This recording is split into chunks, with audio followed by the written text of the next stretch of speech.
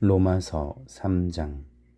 그렇다면 유대아 사람이라고 더 나을 게 뭐가 있습니까? 할례 받은 것의 이득이 무엇입니까? 어느 모로 보나 이득이 많습니다. 첫째로는 유대아 사람들에게 하나님의 말씀이 맡겨졌다는 사실입니다. 그렇다면 어떻게 됩니까? 어떤 사람들이 신뢰를 저버렸다고 해봅시다. 그렇다고 그들이 신뢰를 저버린 일이 하나님의 신실하심을 무의미한 것으로 만들겠습니까? 절대로 그렇지 않습니다.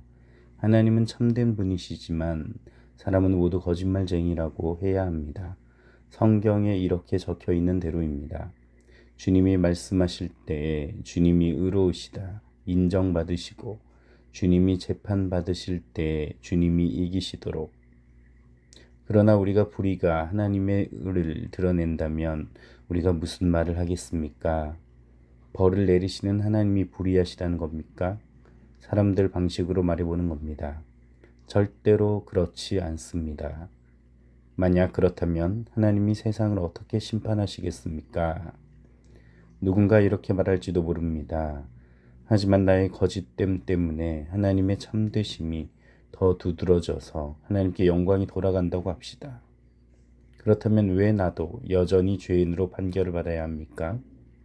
그러나 그렇다고 해서 악한 일을 하여 선한 일이 생기게 합시다 하고 말할 수는 없지 않겠습니까?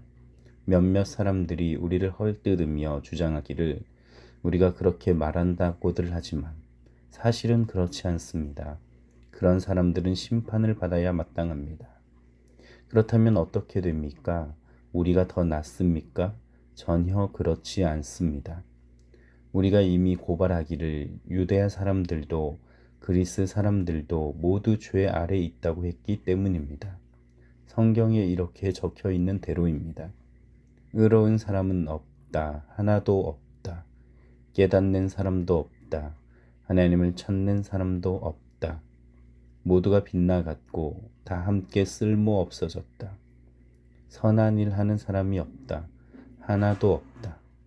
열린 무덤이다. 그들의 목구멍은. 그들의 혀로는 걸핏하면 속인다. 살무사의 독이 그들의 입술 아래에 있다. 그들의 입에는 저주와 모진 말이 가득 차 있다. 그들의 발은 피 흘리게 하는 일에 재빠르다. 그들이 가는 길에는 폐허와 비참함이 있다. 평화의 길을 그들은 알지 못했다. 하나님을 두려워함이 그들의 눈앞에는 없다. 우리가 알다시피 율법에서 말하는 것은 무엇이든 율법의 테두리 안에 있는 사람들에게 일러주는 것입니다. 모든 입이 막혀버리고 온 세상이 하나님 앞에서 책임을 피할 수 없도록 하려는 것입니다. 따라서 율법의 행위들로는 어떤 사람도 하나님 앞에서 의롭다고 인정받지 못할 것입니다. 율법을 통해서는 죄를 알아차리게 될 뿐이니까요. 그러나 이제 율법과는 무관하게 하나님의 의가 나타났습니다. 이 의는 율법과 예언자들이 증언하고 있는 것입니다. 예수 그리스도에 대한 믿음을 통해 생겨나는 하나님의 의는 모든 믿는 사람에게 주어집니다. 거기에는 아무런 차별이 없으니까요. 사실 모든 사람이 죄를 지어서 하나님의 영광에 다다르지 못하는 처지에 있습니다. 그런데 그들은 아무런 대가 없이 하나님의 은혜로 의롭다고 판결받게 된 것입니다. 하나님이 그리스도 예수님 안에서 그들을 죄로부터 풀어주신 덕분입니다. 이 예수님을 하나님은 죄 덮는 제물로 내놓으셨습니다. 죄의 덮음은 믿음을 통해 얻어지며 그분의 피 덕분에 가능한 것입니다. 이미 저지른 죄들을 못 본 채 해주심으로써 하나님이 자신의 의를 나타내려 하신 것입니다. 하나님은 꾹 참고 계시다가 지금 이때 자신의 의를 나타내셨습니다.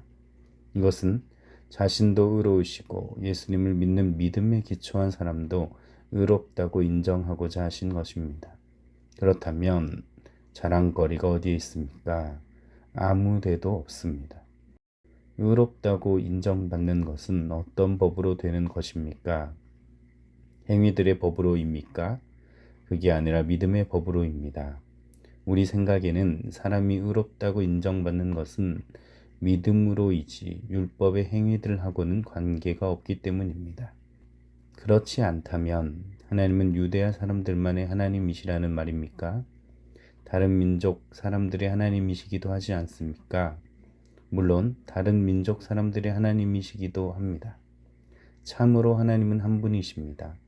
그러므로 하나님은 할례 받은 사람도 믿음으로, 할례 받지 않은 사람도 그 믿음을 근거로 의롭다고 인정해 주실 것입니다.